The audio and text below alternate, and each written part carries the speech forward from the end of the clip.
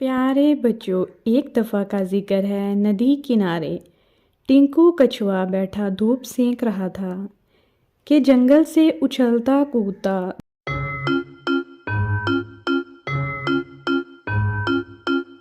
दौड़ता हुआ हनी खरगोश नदी किनारे आया और आते ही हस्बे मामूल टिंकू कछुए का मजाक उड़ाते हुए बोला, ओ सुस्त और काहिल कछुए, वर्जिश किया करो ताकि तुम भी मेरी तरह तेज़ रफ्तारी से दौड़ सको। क्या नदी किनारे पड़े रहते हो? हनी खरगोश की बातें सुनकर टिंकू को बहुत गुस्सा आया और उसे रेस लगाने का चैलेंज दे डाला। खरगोश दौड़ लगाने पर आमादा हो गया। दोनों ने तय किया कि कल सुबह इसी किनारे से नदी के साथ साथ दौड़ते हुए पहाड़ी के पास लगे हुए पुराने दरख्त तक जाएंगे, जो वहाँ से तकरीबन 1 मील दूर था। कछुआ और खरगोश अगली सुबह आने का कहकर रुखसत हुए और दोनों अपने अपने रास्तों की तरफ चल पड़े। टिंकू कछुआ अपने भाइयों मिंकू और हिंकू के पास गया और उन्हें अपनी और खरगोश की रेस के मुतल्लिक बताया और उनसे मशवरा करने लगा। तीनों ने खरगोश को सबक सिखाने की तरकीब के बारे में सोच विचार शुरू कर दी। हिंकू ने एक तरकीब बताई और तीनों कछुए मुस्कुराने लगे। अब टिंकू कछुआ पुराने दरख्त की जानिब रवाना हो गया और तयशुदा प्रोग्राम के मुताबिक मिंकू आधे मील के फासले पर चला गया।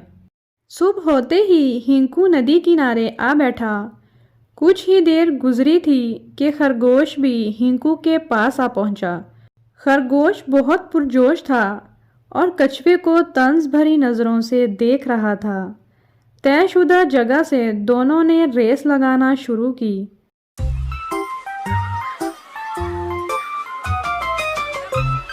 रेस शुरू होते ही खरगोश तेज़ी से दौड़ने लगा। हिंकू कछुआ कुछ दूर चलने के बाद वापस नदी में चला गया।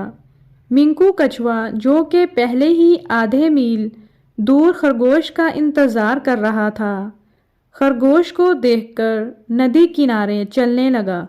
यूं ही खरगोश दौड़ता हुआ करीब पहुंचा तो कछुए को देखकर हैरान रह गया और कोई बात कहे बगैर तेज़ी से दौड़ने लगा।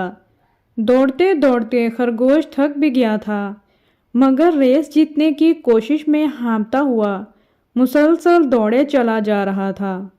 उधर टिंकू कछुआ रेस के इख्तितामी हदफ यानी पुराने दरख्त तक पहले ही पहुंच चुका था। दूर से खरगोश को आता देखकर पुराने दरख्त के बिल्कुल करीब चलने लगा।